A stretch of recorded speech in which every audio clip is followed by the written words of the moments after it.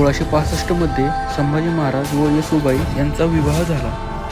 1666 मध्ये पुरंदरचा तह झाला.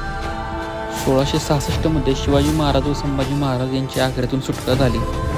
वयाच्या 13व्या वर्षी बुधभूषण या ग्रंथाची स्थापना संभाजी महाराजांनी केली. पुढे नायकाभेद, 7 सदन व नखशिखा हे देखील ग्रंथ लिहिले.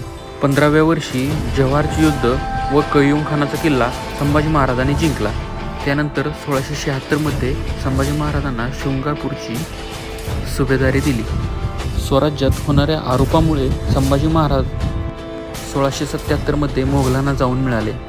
त्यानंतर काही काळ दिलेर खानासोबत भोपाळगडावरती त्यांनी वास्तव्य केले. 1689 मध्ये संभाजी महाराज मोगलांच्या तावडीतून सुटून पन्हाळा किल्ल्यावरती राहायला आले. याच ठिकाणी शिवाजी महाराज व संभाजी महाराज यांची अखेरची भेट झाली. 1680 मध्ये शिवाजी